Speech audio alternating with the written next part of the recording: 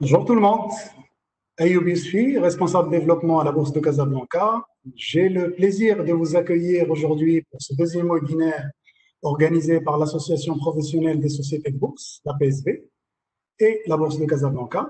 Donc, pour rappel, nous avions organisé un premier webinaire mardi dernier avec la participation de M. Ahmed Zani de CDG Capital qui nous a brillamment présenté une revue macroéconomique et des marchés des taux post-Covid 2019.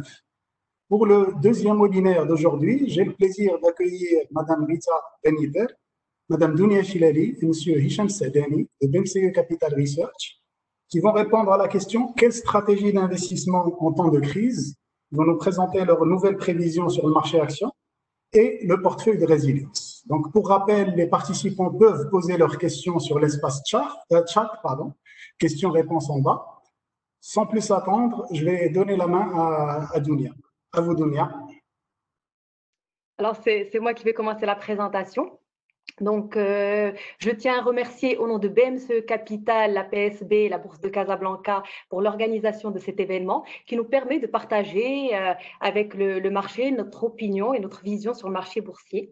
Alors, donc cette présentation s'intitule, comme l'a dit Monsieur Yousefi, stratégie d'investissement en temps de crise et les nouvelles prévisions du marché action, avec la constitution d'un portefeuille de résilience. Donc, avec moi, ma collègue Dounia Filali présentera ce webinaire. Donc, sans plus tarder, nous allons commencer.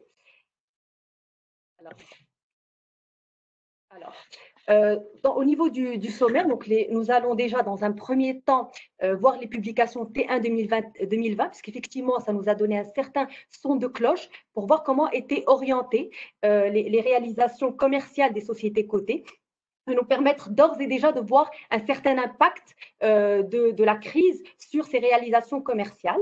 Nous allons, dans un second temps, voir les perspectives 2020 et 2021 sur notre scope de valeurs couvertes. Ce qu'il faut savoir, c'est que nous couvrons à peu près 90% de la capitalisation boursière, à l'exception des valeurs du groupe BOA, dans un souci déontologique, bien évidemment. Dans un troisième temps, nous allons vous présenter notre portefeuille, parce qu'effectivement, ce portefeuille a dû faire l'objet d'un remaniement en profondeur compte tenu du contexte actuel. Donc, ce portefeuille est normalement établi en début d'année, que nous présentons normalement dans notre annuel boursier qui est publié début janvier.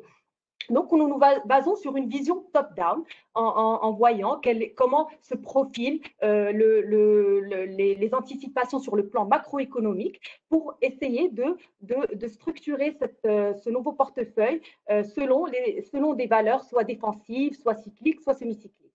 Donc, compte tenu de la situation de crise, nous avons dû revoir ce portefeuille et faire de nouvelles affectations. Et puis, donc, nous allons vous présenter l'argumentaire qui nous permet de justifier l'intégration de tel ou tel secteur au niveau de notre portefeuille pour la nouvelle année. Alors, donc je reviens sur les réalisations T1 2020. C'était très intéressant pour nous parce que ça nous a permis de voir qu'il y a déjà un impact malgré un peu plus d'une dizaine de jours de confinement sur certains secteurs. Donc, globalement, les réalisations commerciales ressortent en quasi-stagnation. Donc, ce qu'il faut savoir, c'est qu'il y a déjà un certain nombre de secteurs qui sont fortement impactés, notamment tout ce qui est BTP, distribution spécialisée, notamment l'automobile, et également tout ce qui est immobilier. En revanche, un certain nombre de secteurs se sont au contraire bien portés, tout ce qui est distribution alimentaire avec des progressions qui étaient très intéressantes, l'industrie pharmaceutique et également les nouvelles technologies qui ont affiché à fin mars des réalisations qui étaient très, très probantes. Alors, s'agissant des financières, c'est-à-dire tout ce qui est banques et sociétés de financement, donc on a un PNB qui était quasi flat. Ceci dit, on a une très bonne progression aux alentours de 6-7% de la marge sur commission et la marge d'intérêt. Mais ce qui est un peu pénalisé, c'est la baisse d'à peu près 40% du résultat sur opération de marché, parce qu'effectivement, du fait du mauvais comportement des marchés financiers. En ce qui concerne le secteur des assurances, comme vous pouvez le voir, on a une progression qui est très satisfaisante, qui est de 5% au terme du mois de mars. Alors, ce qu'il faut savoir, c'est qu'au niveau de notre forecast, nous avons 3 postulats de base. Alors, tout d'abord, une durée de confinement d'à peu près 3 mois. et avec une reprise graduelle qui devrait se faire pour un certain nombre de secteurs, avec bien évidemment le maintien de l'état d'urgence sanitaire. Tout cela a été pris dans nos hypothèses de valorisation. Nous avons également une contribution Covid de 4 milliards, mais bien évidemment pour notre scope de valeur couverte. Pour un certain nombre de sociétés, cette dernière a été répartie sur 5 exercices, comme cela a été permis par le comité de veille économique. Et pour d'autres sociétés, elles l'ont impacté one shot. Donc, ça nous a permis d'affiner nos prévisions sur ce volet-là.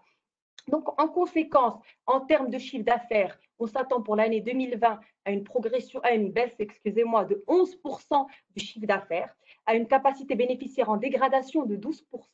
Mais ce qu'il faut signaler, c'est qu'en 2019, nous avons eu l'impact de la provision de Maroc Télécom pour 3,3 milliards. Donc, ça fait un effet de base positif pour l'année 2020. Donc, retraité de cette provision, l'impact aurait été de moins 23% sur les sociétés de notre scope. Alors, nous aboutirons, suite à ces prévisions, à des PE marchés de 22 fois et 18 fois les bénéfices respectivement en 2020 et en 2021. Alors, s'agissant des performances commerciales, donc pour nous, l'année 2020 est une année de quasi-paralysie de l'économie. Un certain nombre de secteurs devraient être impactés par la crise sanitaire. Alors, notamment sur le volet industriel, donc nous avons l'industrie pétrolière et gazière qui devrait très fortement en pâtir, notamment Total Maroc, puisqu'effectivement, on s'attend à une baisse drastique des volumes de carburant qui vont être écoulés, puisqu'effectivement, il y a eu la suspension des liaisons aériennes, il y a eu les arrêts des déplacements entre villes, et puis la période de confinement, bien évidemment, où un certain nombre de personnes ne se sont pas déplacées. Un autre secteur qui devrait être lourdement impacté, c'est le secteur des cimenteries. Effectivement, il devrait accuser une baisse notable des ventes de ciment, puisqu'effectivement, il y a eu soit un ralentissement, voire même l'arrêt d'un certain nombre de chantiers, puisque en période de confinement, les ouvriers ont dû partir dans des villes sans la possibilité de revenir sur leur lieu de travail pour être sur les chantiers. Troisième impact plus important pour les secteurs industriels, c'est les immobilières, dont les livraisons devraient bien évidemment chuter, puisqu'effectivement, l'acte d'investissement est reporté à une période ultérieure, vu la détérioration du pouvoir d'achat des ménages. Alors, pour les financières, donc les banques de notre scope, on devrait avoir une baisse sur l'ensemble des composantes du PNB. Nous pourrons revenir ultérieurement dessus. Alors, pour les assurances, c'est également une dégradation qui est attendue parce qu'effectivement, nous avons d'une part la baisse de l'épargne, parce qu'effectivement, les ménages sont amenés à les puiser dans cette épargne en période de crise et ne pas la reconstituer, donc sur l'année 2020. Et également, l'effondrement attendu des ventes automobiles, donc les primes automobiles, devraient de facto fortement reculer. Alors, pour 2021, donc pour nous, c'est une année de transition qui devrait signer le retour progressif à des niveaux normatifs pour les revenus. Donc, on s'attend pour cette année à une reprise des volumes écoulés sur Total Maroc, puisqu'effectivement, on devrait avoir une relance de tout ce qui est déplacement, segment aviation, et également une fréquentation qui est quelque part usuelle des stations-service. Un autre secteur, donc ceux qui ont le plus pâti en 2020, devraient avoir la progression la plus intéressante, donc notamment les cimenteries, puisqu'effectivement, on s'attend non seulement à une reprise graduelle des chantiers, mais également à une relance d'une partie des projets BTP. Donc, de même pour le secteur financier, donc on a une hausse attendue sur l'ensemble des composantes du PNB. Et pour les assurances, on s'attend à une reprise des primes automobiles, puisqu'effectivement, ça devrait être une année de salon, donc impactant positivement les primes d'assurance. Et également, on s'attend aussi à une amélioration de l'épargne dans un contexte d'amélioration du pouvoir d'achat des ménages. Alors, s'agissant de la capacité bénéficiaire, donc il convient de rappeler, comme on l'a dit, que cette dernière est retraitée de la provision de Maroc Télécom en baisse de moins 23%. Donc, l'un des plus gros contributeurs négatifs, c'est les banques. Effectivement, les banques devraient afficher, selon nos prévisions, une baisse de 38% du coût du risque. cette année, donc un taux de coût du risque qui devrait se situer aux alentours de 0,9%, alors qu'il était historiquement aux alentours de 0,6-0,7%. Et également, la prise en compte de la contribution nette au fonds Covid en one shot. Donc, il y a un ensemble pratiquement tous les opérateurs qui ont comptabilisé en one shot cette contribution. Donc, elle est de 800 millions pour notre scope de banque cotée, ce qui, bien évidemment, impacte négativement le bottom line des banques. Alors, le deuxième contributeur à la contre-performance, c'est les matériaux de construction, puisqu'effectivement, on a un ensemble de charges qui sont incompressibles. Donc, puisqu'effectivement, il y a des engagements financiers d'une part à honorer, il y a des fours qui doivent tourner malgré une baisse de l'activité, donc avec des charges qui sont quand même très, très importantes et qui sont de nature à dégrader très fortement la capacité bénéficiaire des secteurs, des sociétés du secteur. Donc, pareil pour le secteur immobilier. Donc, on a les dégradations des réalisations commerciales de façon générale. Alors, juste pour les assurances, donc c'est cette baisse de la capacité bénéficiaire est essentiellement liée à la dégradation du résultat financier, parce qu'il faut savoir que pour une compagnie d'assurance, donc on a le volet opérationnel qui est la distribution, enfin tout ce qui est prime, et également le volet financier, qui est un élément très important en termes de résultats techniques, c'est tout ce qui est placement sur les marchés financiers qui leur permet d'être à l'équilibre au niveau de leurs résultats techniques. Donc là, ils devraient être impactés par cet élément. Alors, s'agissant de la capacité bénéficiaire 2021, donc ce qu'il faut savoir, il y a un élément très très important et une hypothèse que nous avons prise qui est quand même assez importante, c'est qu'il y avait la cotisation pour le fonds de solidarité qui a été mis en place dans le cadre de la loi de finances 2019, donc sur les exercices 2019 et 2020. Donc logiquement, si cette dernière n'est pas prolongée par le gouvernement, donc on devrait déjà avoir un gain de 3 points compte tenu de cet effet de base qui est positif pour l'année 2021. Donc, cette dernière, donc, elle est très, très importante pour le secteur bancaire, ce qui permet également de contribuer à une très nette appréciation de la capacité financière des banques, sans compter que nous devons avoir également une amélioration du coût du risque. Effectivement, la dégradation du portefeuille va être moindre. On devrait également avoir la non-récurrence du don Covid, qui était de 800 millions de dirhams pour le secteur de notre scope. Donc, tous ces éléments vont contribuer positivement à la hausse de la capacité bénéficiaire des banques. Donc, pour les matériaux de construction, donc, on devrait également avoir une reprise de l'activité et donc des réalisations financières de façon générale qui nous permettent d'avoir une performance, une capacité bénéficiaire en nette appréciation. Alors, s'agissant de l'enveloppe des dividendes, ce qu'il faut savoir, c'est qu'il y a déjà un certain nombre de sociétés qui, en anticipant les difficultés qu'elles pourraient avoir sur l'année 2020, ont fait le choix d'ores et déjà de ne pas distribuer leurs dividendes sur les résultats 2019.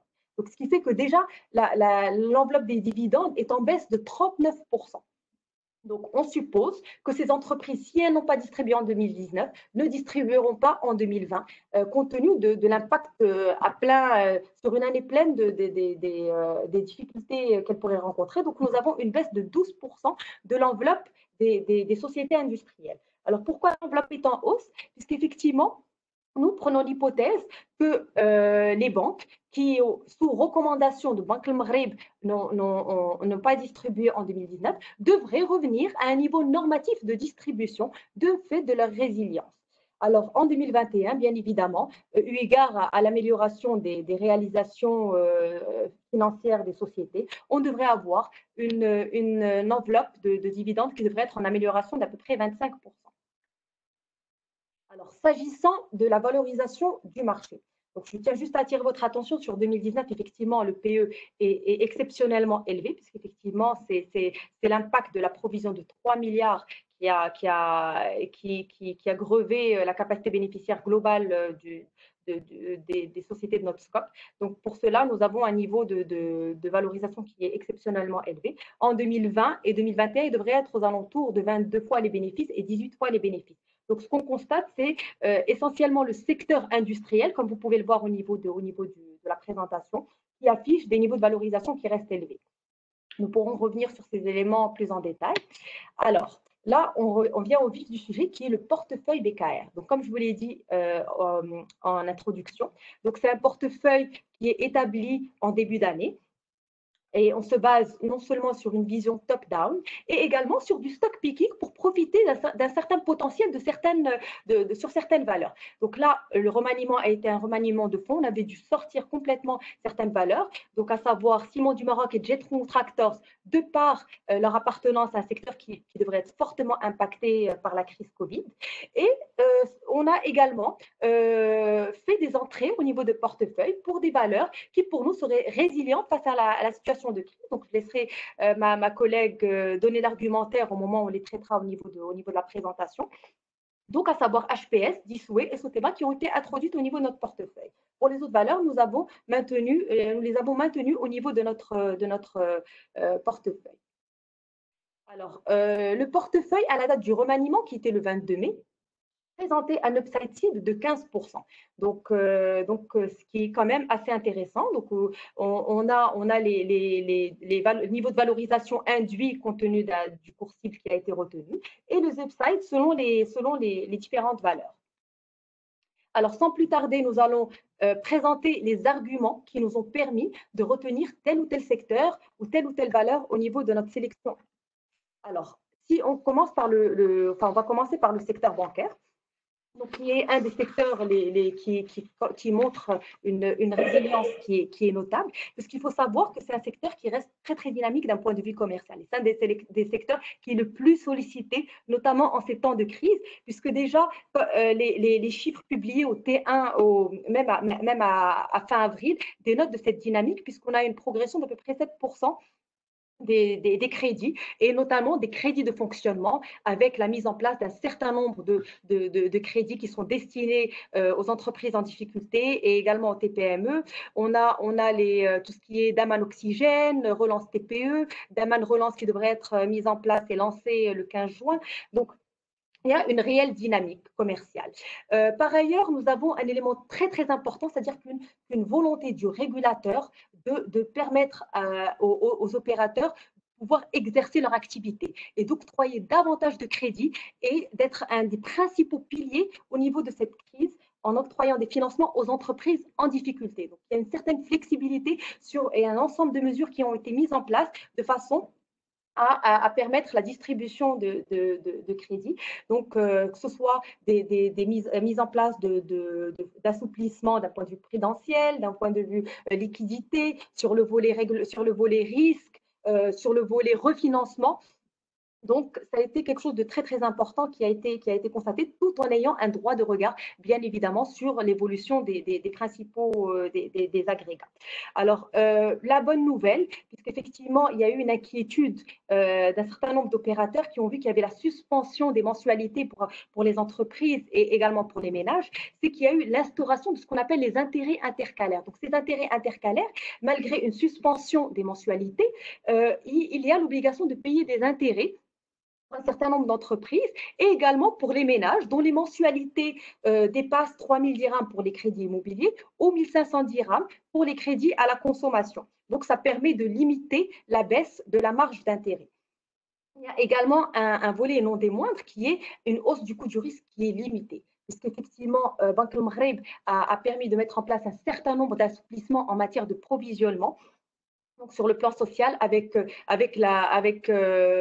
l'autorisation des banques à opérer un moratoire sans pour autant avoir à déclasser les créances qui sont en souffrance pour les entreprises qui sont impactées par la crise. Donc, ces créances ne sont pas automatiquement déclassées. Et cette mesure a été également prise sur le côté, au volet international, parce que même l'IASB qui édicte les normes IFRS, a aussi permis un certain nombre de mesures d'assouplissement en termes de comptabilisation de coût du risque et de ne pas déplacer certaines créances qui sont même au niveau du bucket 3. Alors, les warnings du secteur, bien évidemment, aussi au niveau des actionnaires, c'est la suspension de la distribution des dividendes par un certain nombre de banques cotées suite à une recommandation de Banque El Maghreb. pour justement préserver un matelas pour que les banques puissent quand même honorer les engagements et distribuer du crédit. Alors, autre point qui devrait impacter plutôt la capacité bénéficiaire, c'est l'intégration de la contribution Covid one shot en 2020, et c'est qu'il y a un impact quand même important sur les résultats des sociétés du secteur. Alors, nous avons décidé de retenir au niveau de notre portefeuille, donc Tijari Wafa Bank, BCP et Crédit du Maroc. Donc, nous allons vous présenter les différents éléments qui nous ont permis de les intégrer au niveau de notre sélection. Donc, les principaux drivers, donc Tijari Wafa Bank, donc bénéficie d'une solidité financière qui est en nette amélioration. Donc, sur les 5 dernières années, on a des progressions qui sont très, très satisfaisantes. On a un taux de coût du risque qui est l'un des plus bas du secteur, avec 0,51% en 2019, alors qu'il est aux alentours de 0,8% pour le secteur. Donc, ça permet de donner une marge de manœuvre beaucoup plus importante.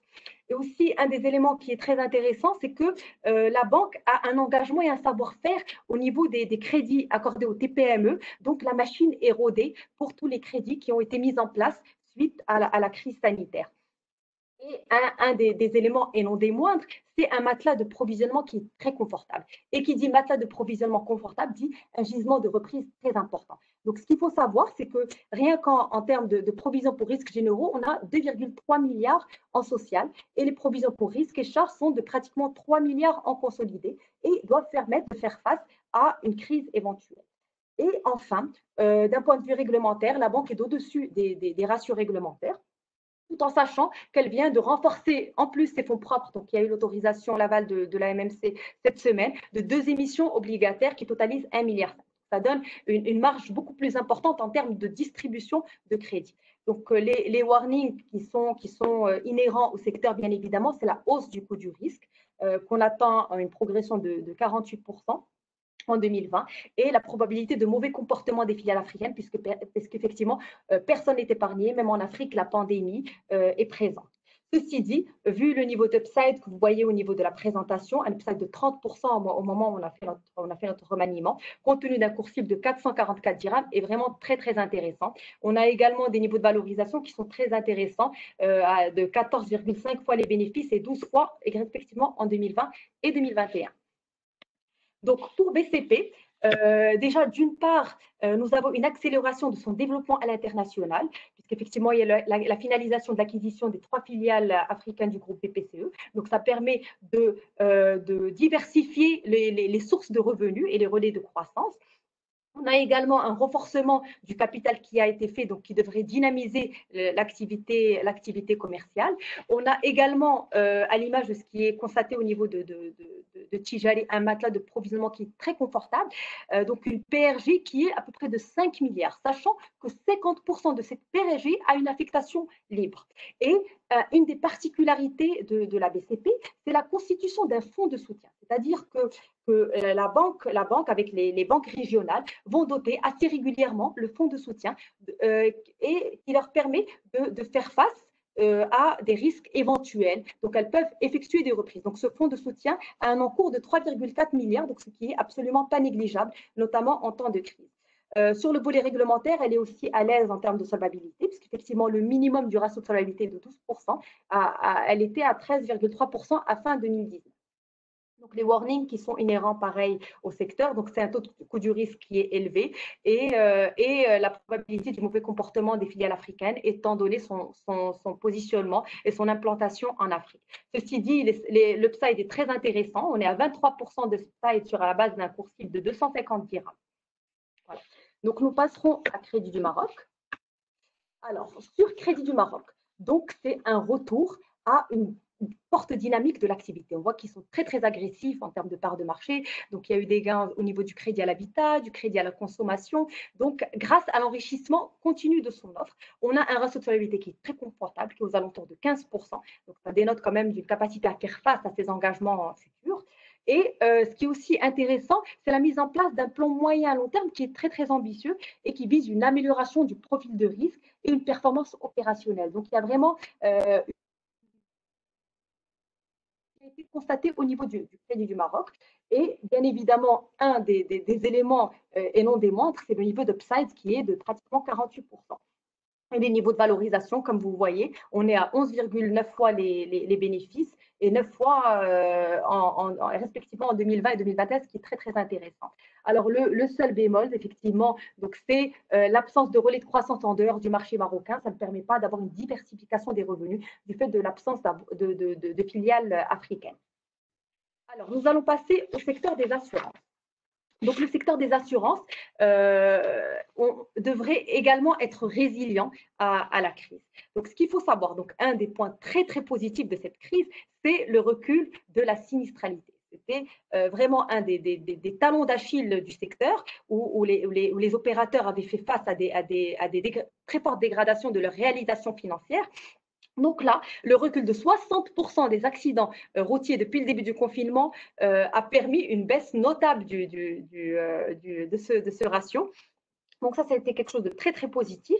Et même si il y a une proposition de rabais sur les assurances automobiles, puisqu'effectivement, les compagnies d'assurance ont pu bénéficier du confinement pour baisser leur sinistralité. Donc cette dernière ne devrait pas être très, très importante et pénaliser les marges des opérateurs.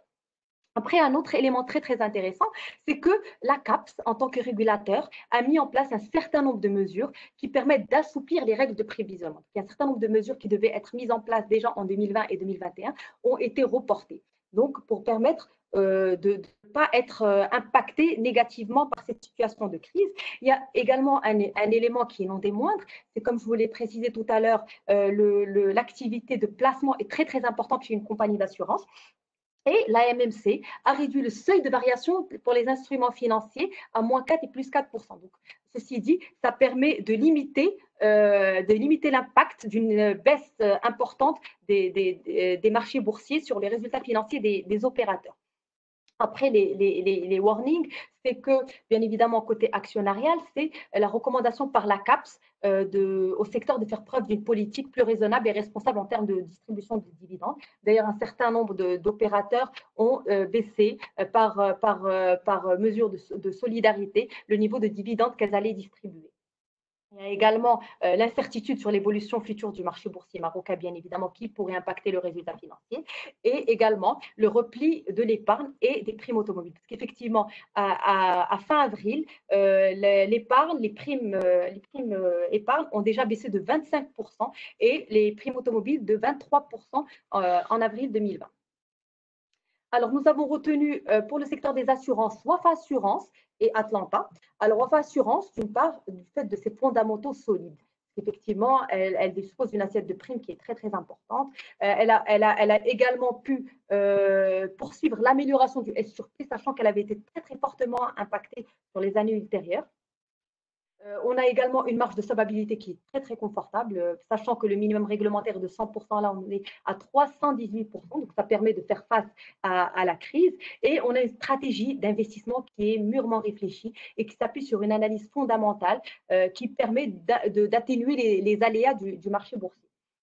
Donc après, les éléments de vigilance, c'est son exposition sur l'activité épargne, puisqu'effectivement, c'est 45% de son chiffre d'affaires et cette dernière devrait connaître une dégradation en raison de la pandémie. Après, un autre bémol qui est relatif à la compagnie, c'est que les implantations africaines ne représentent pas véritablement à date un véritable relais de croissance. Ceci dit, le niveau d'upside reste très, très intéressant. On est à 11% sur la base d'un cours cible de 3709 dirhams. Donc, ça reste quand même une valeur que l'on a intégrée, qu'il est intéressant d'avoir au niveau de notre portefeuille. Alors, s'agissant d'Atlanta, alors, Atlanta, elle a fait preuve d'une agressivité commerciale très, très importante. Donc, il a permis de gagner des parts de marché, notamment sur la branche non-vie. Alors, ce qu'il faut savoir, c'est qu'elle a également très fortement amélioré son ratio de sinistralité.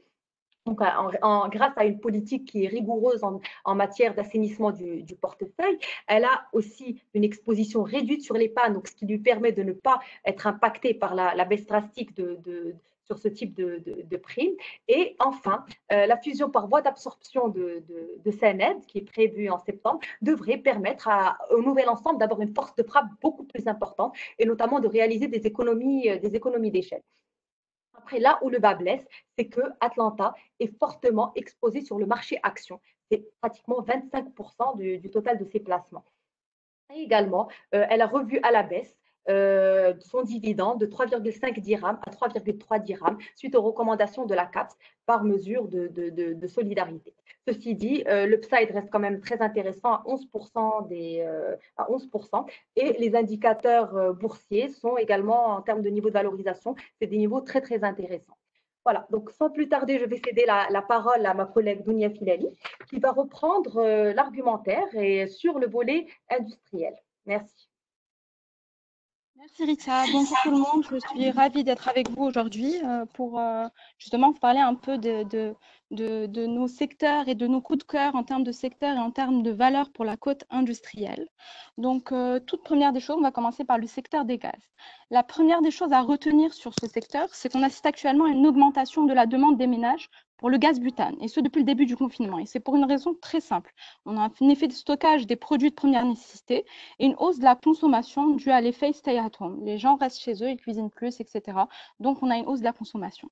D'un autre côté, donc ça, c'est une partie un peu moins importante, on assiste à une baisse des écoulements de propane en raison de l'arrêt, voire du ralentissement de l'activité des principaux clients industriels, notamment les clients de l'industrie céramique.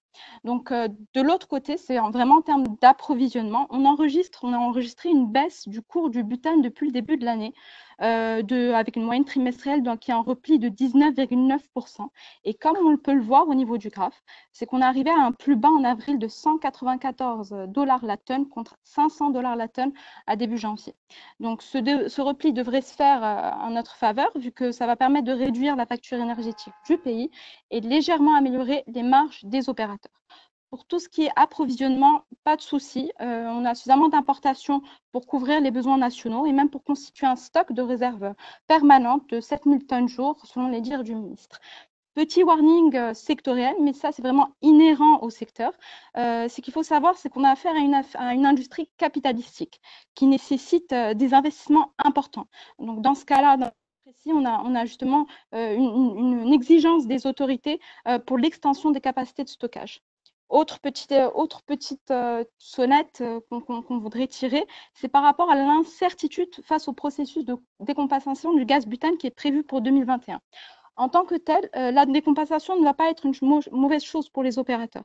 Au contraire, elle devrait se faire à leur profit, à part peut-être une petite baisse qui est ponctuelle et qui est attendue au début de la consommation, au début de la première année. C'est juste le fait de l'incertitude de comment cela va se passer exactement, quelles sont les mesures qui vont être prises, quel est le processus.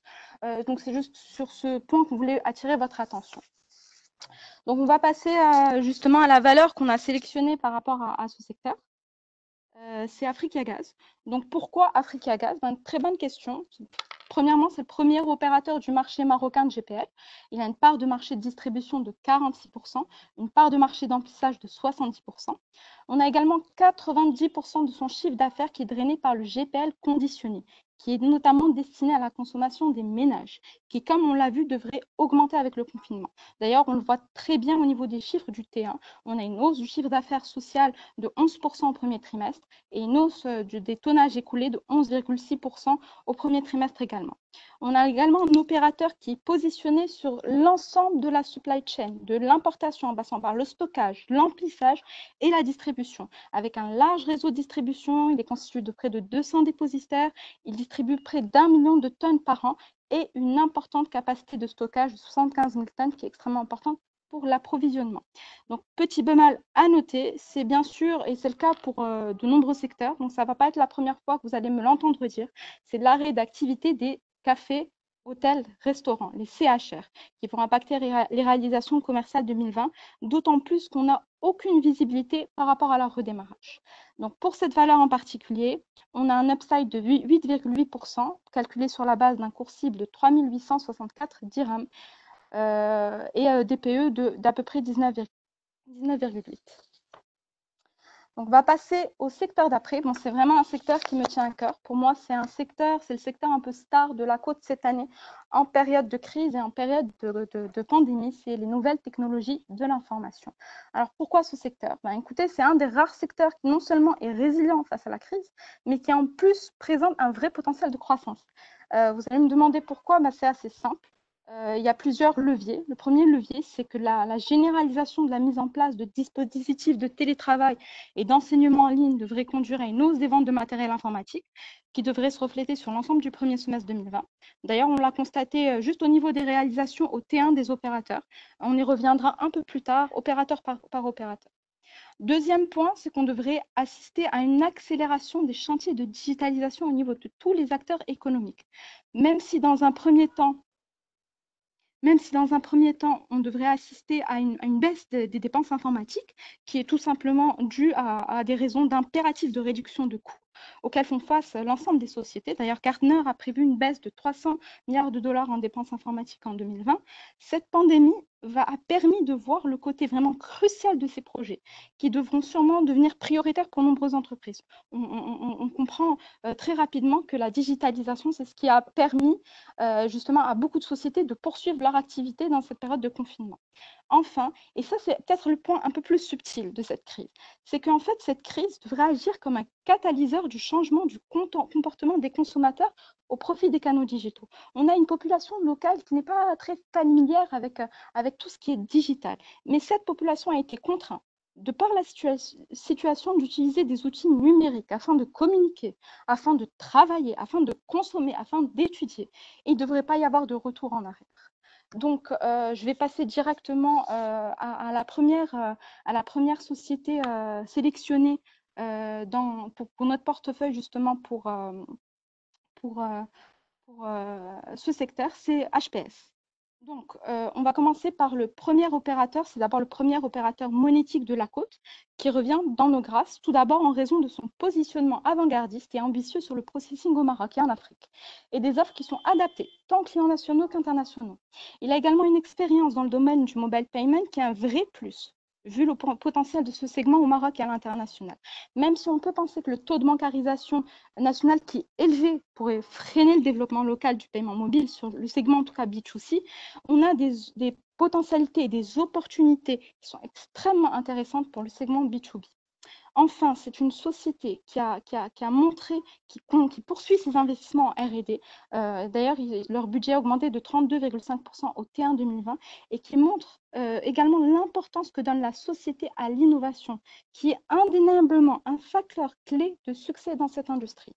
En plus, elle a un portefeuille client qui est très diversifié géographiquement.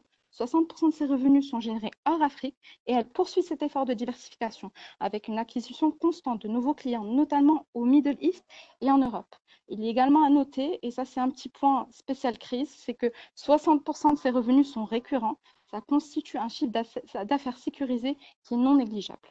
Donc, avec un upside de 7,5% et un cours cible de 4292 dirhams, HPS est pour moi une valeur à retenir. On passe à la prochaine valeur, c'est notre grossiste informatique de la côte, Disway.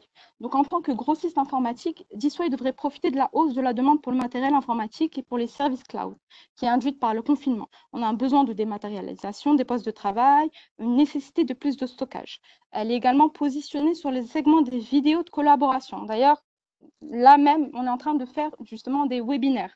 C'est justement en utilisant ce genre de technologie et ce qui prouve justement l'importance que va prendre ces technologies dans les années à venir.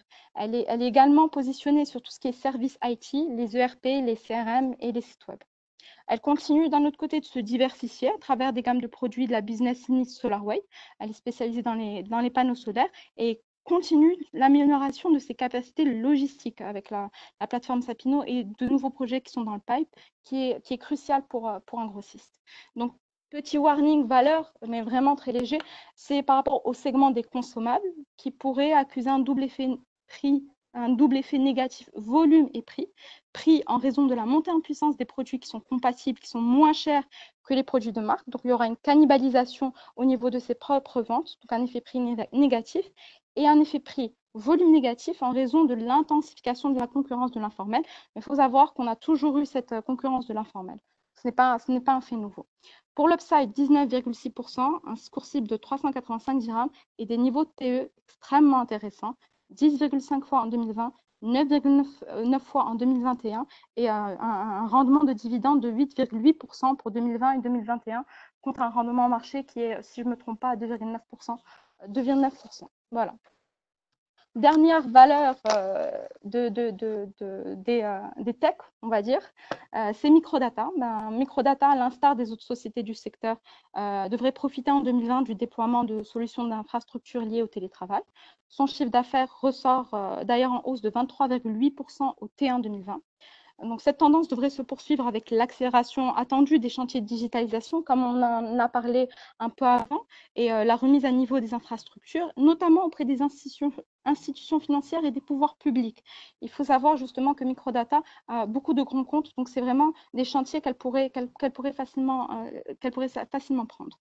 Donc, elle a des niveaux de marge qui sont confortables, même très confortables, en raison déjà d'un amont où son approvisionnement est direct auprès des constructeurs et des éditeurs, et en aval sur une base client qui est constituée essentiellement de grands comptes qui sont friands consommateurs de services à forte valeur ajoutée. Petit warning, encore une fois, un rallongement des délais de paiement pourrait être constaté en raison des problématiques de cash que connaissent les acteurs économiques, notamment les grands comptes, durant cette crise. Elle a un BFR de 16 jours en 2019 et on s'attend à une hausse du BFR à peu près 115 jours en 2020. Encore une fois, c'est une valeur qui a de beaux niveaux, de beaux indicateurs boursiers, un PE de 14,6 fois et 12,3 fois en 2020 et 2021 respectivement, et un upside de 10,8%. Donc, on a fait les nouvelles technologies de l'information. On va passer à la communication et par conséquent aux télécoms. Donc, première chose, on va faire un petit état des lieux. Évolution favorable des indicateurs d'activité au T4 2020, au TK 2019. Un parc mobile de 4,6%, en hausse de 4,6% à 46,7 millions d'abonnés. Un taux de pénétration qui continue de progresser, comme on le voit au niveau du graphique. Il est en hausse de 4 points à 131%.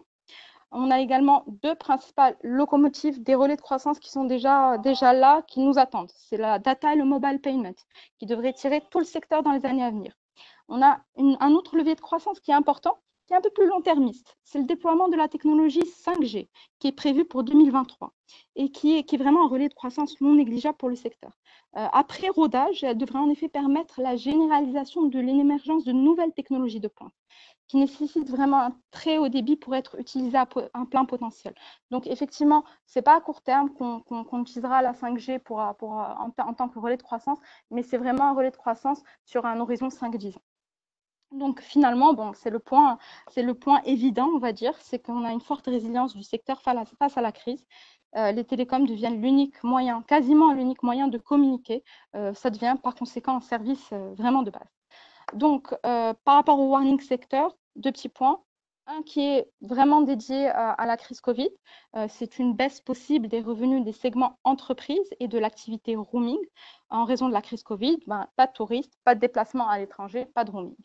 De l'autre côté, donc c'est de façon plus générale, c'est qu'on a une forte pression concurrentielle sur le segment du mobile et ça devrait peser sur la marge des opérateurs. Ils essaient de se prendre des parts de marché et en général, ça passe par une baisse de prix. Donc, sans surprise, l'opérateur, c'est le seul de la côte dont on a choisi Maroc Télécom. Donc, Maroc Télécom, pourquoi? C'est le leader des télécoms au Maroc. Il dispose de relais de croissance qui sont importants et diversifiés en termes d'activité. Donc, comme on l'a dit, l'essor du data et du mobile payment devrait contrebalancer l'essoufflement du segment fixe et d'Internet. Il détient également des relais de croissance géographique avec des filiales africaines qui opèrent dans des marchés qui n'ont pas encore atteint la maturité et qui affichent donc des potentiels de croissance qui sont très intéressants. Donc les chiffres T1 relatifs à la croissance du parc d'IAM illustrent parfaitement cette situation. Parc Afrique est en hausse de 16% à 44,6 millions d'abonnés et le parc Maroc affiche une hausse certes, mais un peu plus atténuée de 3,5% à 19,9 millions d'abonnés. Donc, de plus, le marché africain, c'est un marché qui est très réceptif au mobile payment, dû à leur faible taux de bancarisation. Warning valeur pour Maroc Télécom, 3 petits points. Un alourdissement de la dette de l'opérateur. Elle affichait un gearing de 107% en 2019 contre 70,4% seulement en 2018, et ça pourrait atteindre des niveaux de 150% en 2020, et notamment en raison de niveaux de cash qui pourraient être mis à mal par l'amende de l'ART de 3,3 milliards en 2019, la contribution de 1,5 milliard au fonds Covid. On ne sait pas encore si ça va être en one shot ou étalé sur 5 années. Et finalement, l'autre petit point, c'est l'accélération des mesures de découvrage qui devraient peser à terme sur la performance du segment fixe et Internet, même si ce n'est pas un segment extrêmement important sur l'ensemble du portefeuille, mais il y aura un double effet prix et volume. Volume parce que les opérateurs qui vont rentrer vont prendre des parts de marché, et prix parce qu'il va y avoir une guerre des prix pour conserver les parts de marché de la part de Maroc Télécom et d'un autre côté gagner des parts de marché de la part des autres opérateurs. On affiche un upside de 10,1% pour cette valeur avec un cours cible de 148 dirhams. Bon, on passe au cœur un peu, la distribution agroalimentaire. Bon, comme attendu, une hausse attendue du chiffre d'affaires des enseignes durant le confinement pour 2 raisons. Accroissement du taux de fréquentation, étant donné que c'est parmi les rares commerces ayant maintenu l'activité de leur point de vente durant cette période, et une augmentation du panier moyen des ménages dû à l'effet de stockage des denrées de base et de la hausse de la consommation. Encore dû à l'effet stay at home, on va l'entendre à plusieurs reprises, ce stay at home. Les gens restent chez eux, ils consomment beaucoup plus d'aliments, ils consomment plus de télécom, ils consomment plus de data, etc. Donc, le positionnement des opérateurs de grande distribution sur le e-commerce qui affiche également un potentiel important non encore exploité au Maroc. On voit qu'à l'étranger, le e-commerce, justement pour la distribution agroalimentaire, est fortement exploité. Au Maroc, pas du tout. Donc, cette crise aura peut-être pour effet de donner peut-être le coup de pouce nécessaire pour se lancer pour de bon dans ce format de vente. Donc, encore effet négatif, le côté négatif pour la distribution agro de la pandémie, l'arrêt prolongé de ces fameux CHR, café, hôtel, restaurant, dont on attend une reprise, dont la reprise se fait encore attendre. Donc, seul opérateur, c'est la belle vie. Donc, plusieurs drivers. Déjà, on va faire un petit état des lieux. On a une poursuite de la croissance au niveau des 3 segments d'activité au T1, une hausse de 26% du chiffre d'affaires. Avec 26% des ventes de supermarchés pour les Carrefour Market, une hausse de 26%, une hausse de 28% des ventes des hypermarchés Carrefour et une hausse de 33% des ventes de l'hypercash à Taqadou. Donc, cette progression, il faut quand même la nuancer. Elle va être moins spectaculaire au T2 2020. Et sur le reste de l'année, en raison de l'atténuation du mouvement de stockage observé en mars, par peur de pénurie, et l'effet plein de la fermeture des CHR sur le chiffre d'affaires. Celui-là, il va bien se faire ressentir au niveau du T2 2020. Donc, c'est pour ça qu'on table sur une hausse du chiffre d'affaires de 6% en 2020 pour cette valeur, et non des niveaux à 2 chiffres comme ce qu'on a constaté au premier trimestre. Donc, pour ce qui est du e-commerce, l'enseigne s'est également lancée. Donc, elle s'est lancée dans l'e-commerce en avril 2020 en partenariat avec le leader marocain du commerce en ligne, Jumia, qui s'y connaît dans ce domaine. Et ça pourrait poser une première base pour le développement de ce créneau pour la belle vie. Enfin, écoutez, poursuite de l'extension de son réseau commercial, 18 ouvertures prévues en 2020, tout format confondu. Malgré le fait que le planning d'inauguration devrait accuser un retard en raison de l'arrêt des travaux durant la période de confinement. Upside de 11,8%, cours cible de 3287 dirhams pour la belle vie.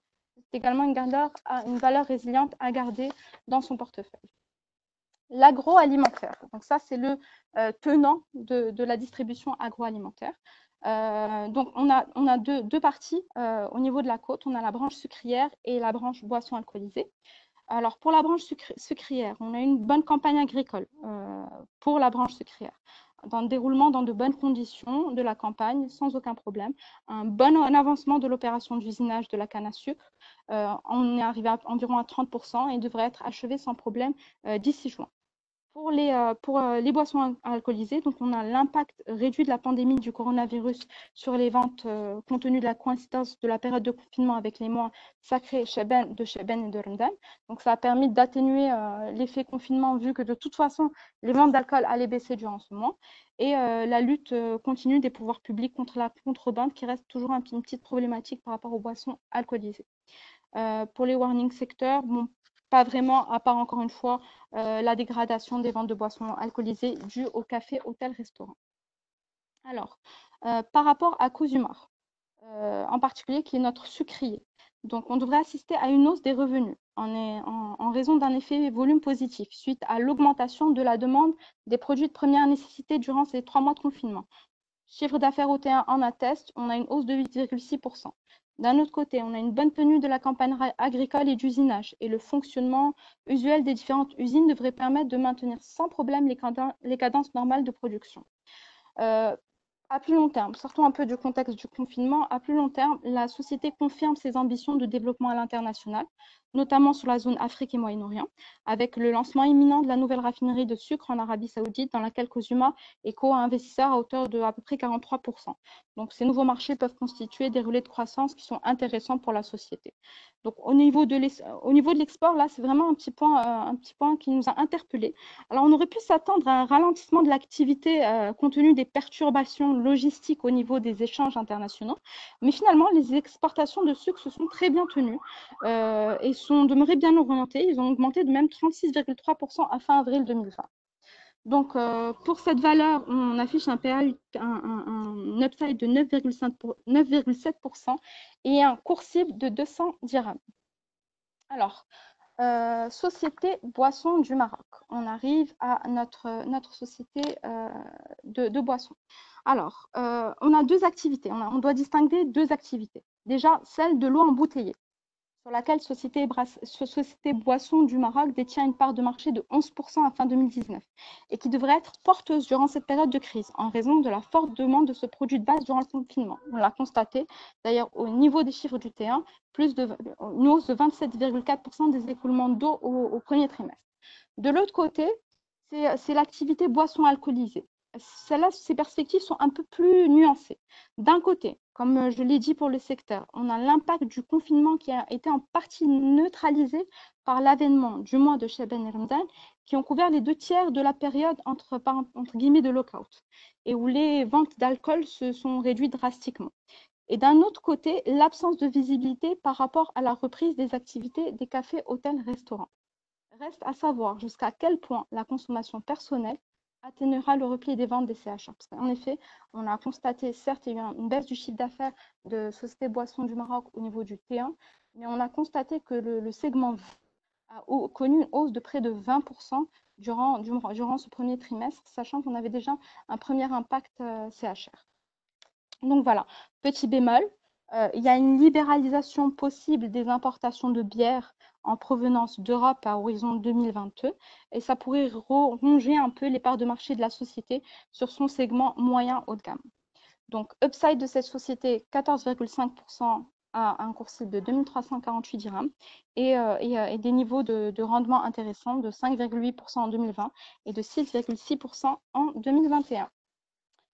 Pour l'activité portuaire, donc c'est un peu une surprise quelque part. Donc, contrairement à l'impact attendu du ralentissement de l'activité portuaire de plusieurs partenaires sur notre activité portuaire, le trafic maritime national a conservé un bon niveau de croissance, comme on peut le voir sur le graphique, avec une hausse de 6,3% à 31,1 millions de tonnes du trafic global à fin avril 2020. Ça a notamment profité de la hausse du trafic céréalier à l'import, vu que nous avons eu une mauvaise campagne agricole 2019 et 2020. Alors, en termes de perspective, on s'attend même à une hausse prévisionnelle sur 2020 de 3,9% à 9,9 millions de tonnes des trafics traités par les ports sous la tutelle de l'ANP. Et c'est principalement porté par l'activité conteneur et l'activité phosphatière. Donc, sinon, de façon plus long-termiste, l'ANP continue d'investir dans des infrastructures portuaires et prévoit même un budget de 3,6 milliards entre 2020 et 2022, dont 1,5 milliard sur 2020 uniquement. Pour notre seul opérateur coté du secteur, c'est Marsa Maroc. Donc, à l'image des réalisations sectorielles, Marsa Maroc affiche une bonne dynamique au premier trimestre 2020, hausse de 2% à 9,9 millions de tonnes du trafic global traité et une hausse du chiffre d'affaires de 6% à 772 millions de dirhams.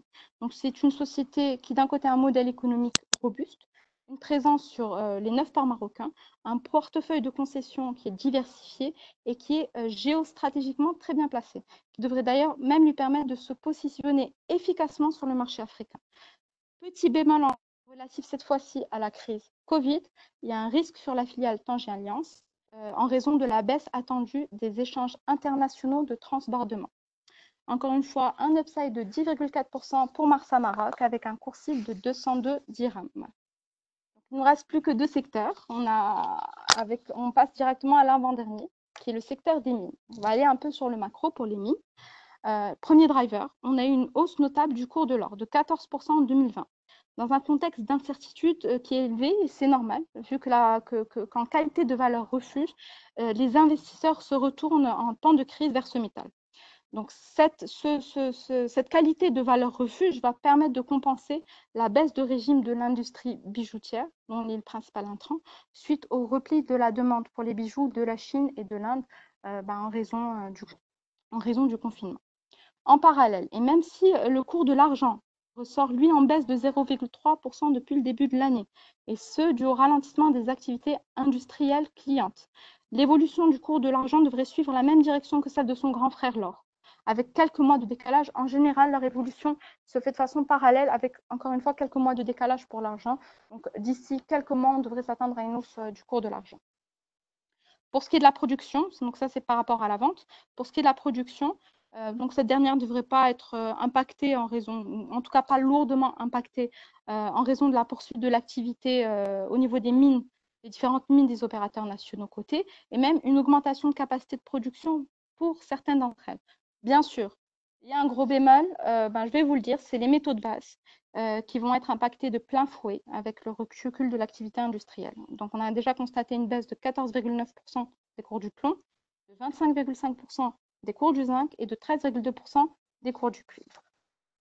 Donc, ça nous emmène justement à CMT. Pourquoi avoir choisi Minière Twissit justement pour représenter le secteur minier dans notre portefeuille? Pour la simple raison qu'elle a un portefeuille qui est diversifié de métaux industriels, de métaux de base et de métaux précieux.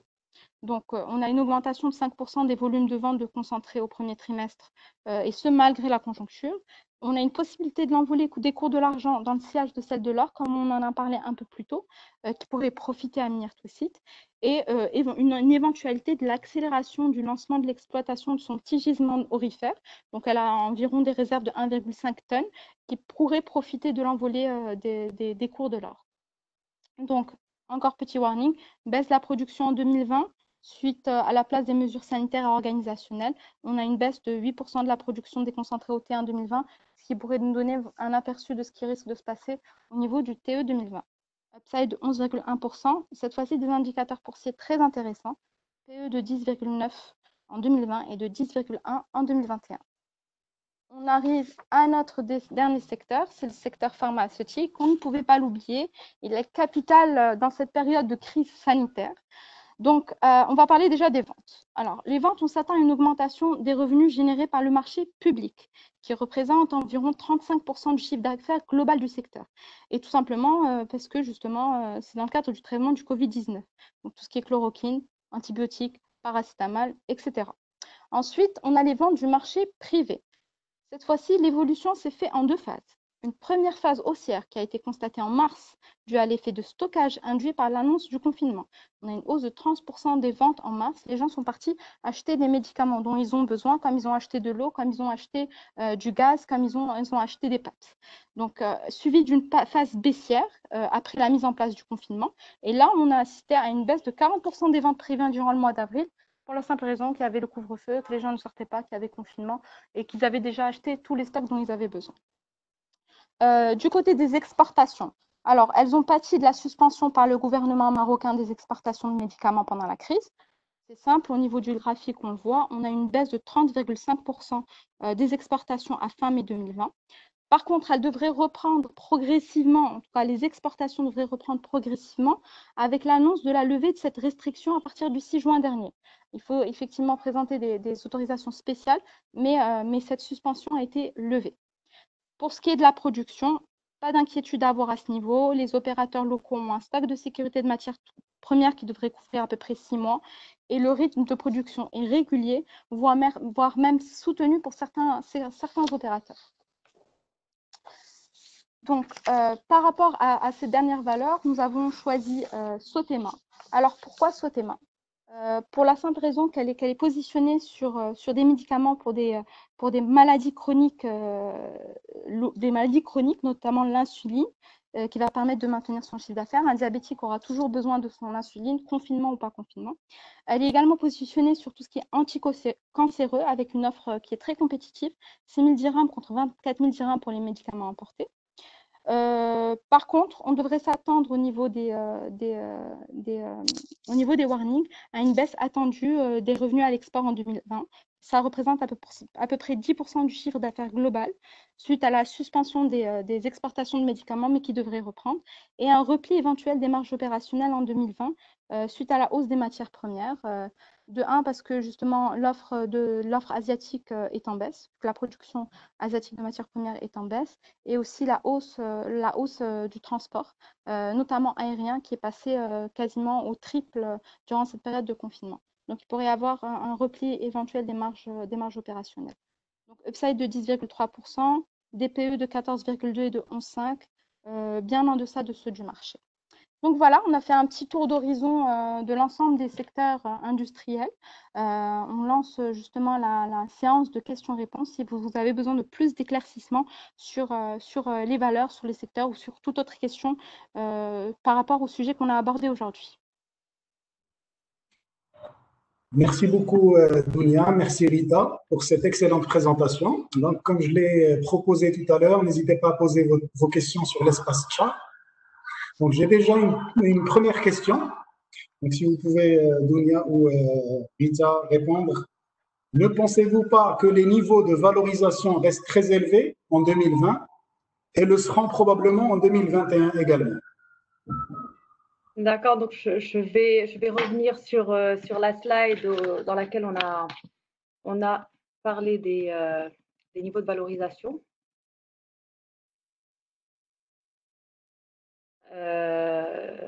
Voilà. Alors, effectivement, donc les niveaux de valorisation restent quand même élevés, sachant qu'historiquement, le Maroc, la place boursière marocaine traite à des niveaux de valorisation qui sont beaucoup plus élevés que leur benchmark. Ceci dit, ce qu'il convient de rappeler, c'est concernant essentiellement le secteur industriel. Ce qu'il faut savoir, c'est qu'un certain nombre de valeurs qui ont été très en difficulté, notamment par l'impact Covid, devraient afficher des niveaux de valorisation qui sont au-delà des 40 fois les bénéfices, à savoir tout ce qui est distribution spécialisée, notamment auto-haul, tout ce qui est BTP, cimenterie, immobilière. Donc du fait de contre-performances très, très importantes en 2020, donc ce qui fait qu'elle tire vers le haut les niveaux de valorisation du marché. Ceci dit, comme nous avons pu le voir au niveau de la présentation, il y a certaines valeurs qui présentent des niveaux très, très intéressants. Donc, c'est pour ça que pour nous, ça a été des fois un argument très, très intéressant pour pouvoir les intégrer au niveau de notre portefeuille. Donc, ce n'est pas une généralité, mais effectivement, les niveaux du marché restent quand même élevés, à l'instar de ce que ça a été sur les dernières années, même un peu plus. Voilà. Très bien, merci beaucoup pour cette réponse. Une deuxième question, si vous me le permettez. Donc, quelle est la performance actuelle de votre portefeuille, sachant que le marché a enregistré une hausse depuis votre dernière révision, et à quel niveau d'upside se situe-t-il aujourd'hui? Oui, effectivement, le remaniement qui a été fait en profondeur a été fait en date du 22 mai. Donc, effectivement, le marché a pris depuis. Ceci dit, bon, nous le mettons à jour de façon quotidienne. Et d'ailleurs, je tiens à préciser que nous le publions de façon mensuelle au niveau de notre document stratégie, avec des remaniements qui sont également effectués tout au long du mois. Alors, pour revenir à la question, donc, nous avons, sur la base du dernier upside à la date d'hier, on est sur à peu près 10%, ce qui fait qu'on a déjà consommé une partie de l'upside, donc tant mieux pour notre performance, ou je dirais même on a réduit notre contre-performance plutôt. Alors, ce qui fait qu'on a déjà gagné un gain de 3 points par rapport au benchmark Omasi RB. Donc, ce qui fait que l'upside est toujours là et c'est toujours intéressant de se positionner dessus à date. C'est très clair, merci beaucoup. Troisième question. Que pensez-vous de l'évolution du coût du risque au premier trimestre 2020, Donc, on parle du secteur bancaire. En termes de perspective, donc deuxième partie de la question, en termes de perspective, à quoi peut-on s'attendre pour l'année 2020? Donc, l'évolution du coût du risque et les perspectives pour T1. D'accord. Effectivement, donc nous avons eu pas mal d'interrogations par rapport à ça, parce que le coût du risque côté a très très fortement augmenté pour le secteur bancaire. On a même Tijari qui a affiché une hausse de plus de 80%, il y en a d'autres qui ont affiché plus de 60%. Donc ça a quelque part fait très très peur aux opérateurs. Mais ce qui convient de rappeler, c'est que ce provisionnement OT1, c'est un provisionnement qui anticipe, qui est quelque part qui n'est pas constaté, c'est-à-dire qu'il n'y a pas véritablement d'impayés au T1 qui ont permis de constater des créances en souffrance.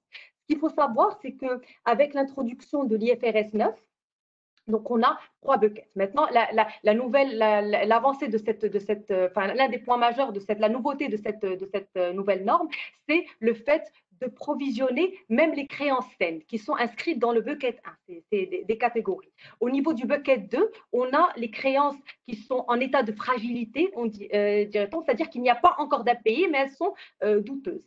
Et dans le bucket 3, on provisionne les créances qui sont véritablement compromises avec des impayés qui sont constatés.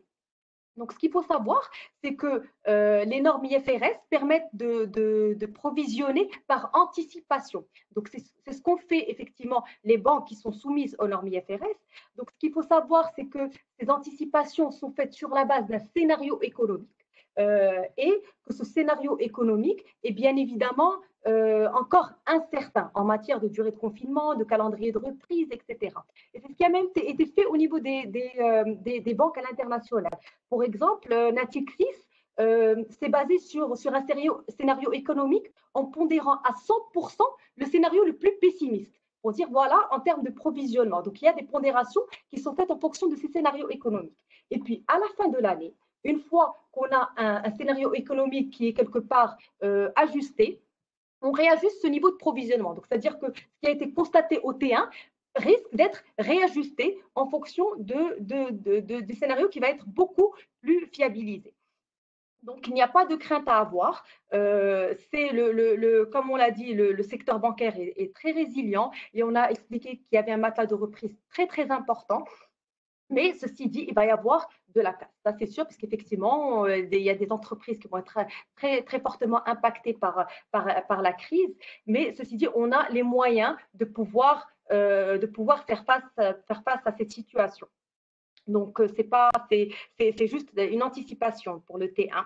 Alors, s'agissant, c'était quoi la deuxième partie de la question? Excusez-moi. Alors, les perspectives. Les perspectives, justement par rapport aux perspectives du secteur, comme on disait 2020, il va y avoir un ajustement de ce risque. Et ce qu'il faut savoir, c'est que cette crise n'est pas une crise structurelle qui devrait impacter la rentabilité de façon durable pour le secteur bancaire. C'est une crise conjoncturelle qui devrait s'étaler sur plusieurs mois. Donc, c'est ça la particularité un petit peu de cette crise, et ce que le secteur bancaire est un acteur majeur au niveau de cette crise. Et que Banque El Maghreb mettra à disposition tous les moyens pour éviter un risque systémique, et tout en ayant bien évidemment un droit de regard comme la recommandation de suppression des dividendes, donc des différents éléments où elle va essayer de cadrer ce secteur. Donc ça reste quand même un secteur qui va être résilient. Bon, après, en 2020, on va avoir l'impact de la contribution Covid qui a été prise one shot pour les opérateurs, mais il n'y a pas de risque en termes de rentabilité et de quelque part de solvabilité sur ce secteur, sachant que déjà un certain nombre d'entreprises, de banques ont déjà fait appel au marché pour renforcer leur solidité financière. Voilà. Si j'ai répondu à la question. Parfaitement. Donc, nous avons quelques questions qui concernent plutôt des valeurs ou des secteurs. Donc, je me permettrai de vous donner rendez-vous par la suite dans les webinaires qui vont s'attarder plus sur des secteurs. Là, on pourra éventuellement répondre à vos questions. J'ai en revanche une autre question. Probablement, si Hicham, si vous pouvez nous aider avec cette question. Donc, vos hypothèses sont basées sur un confinement de 3 mois. Donc, si on prend une hypothèse d'un confinement de 5 à 6 mois, avez-vous des études d'impact dans ce sens?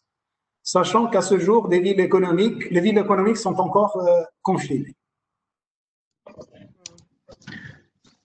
Oui, si je suis, merci. Alors, effectivement, notre scénario se base sur un confinement de 3 mois, mais je pense que l'hypothèse d'un confinement plus lent est plus à retenir, puisque déjà aujourd'hui, sur la plus grande partie du pays, le déconfinement est déjà engagé. C'est vrai que les grandes villes sont encore officiellement en confinement, mais on le voit ne serait-ce qu'ici qu'à Casablanca, la vie commence à reprendre ses droits progressivement. Il y a déjà une dizaine de jours. Hein. On n'a même pas attendu le 10 ou le 11 juin pour officialiser les choses. Aujourd'hui, je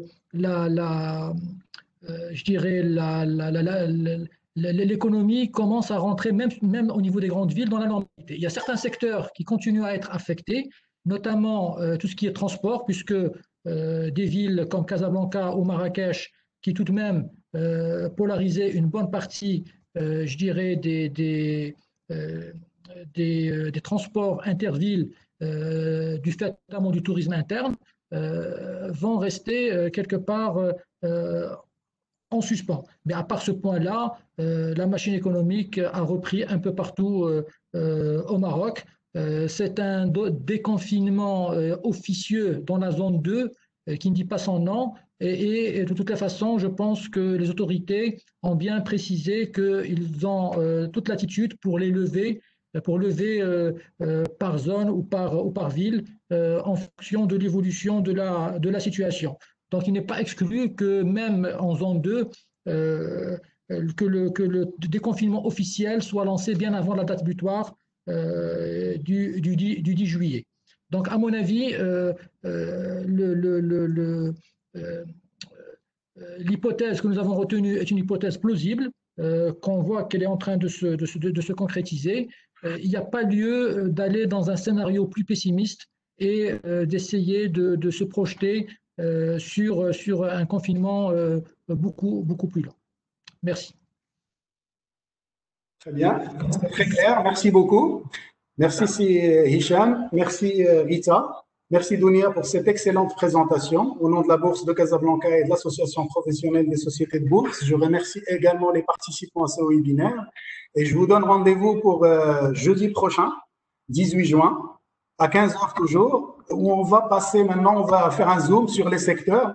Et on va commencer par Maha Karrakchou, qui va ouvrir le bal avec un secteur qui intéresse beaucoup les investisseurs ces derniers temps, à savoir le secteur de la distribution et de l'agroalimentaire. Merci encore à BMCE Capital Research pour… Merci à vous. Merci beaucoup. Merci à vous. Un plaisir. Au revoir, merci. Au revoir. Au revoir. Au revoir, merci.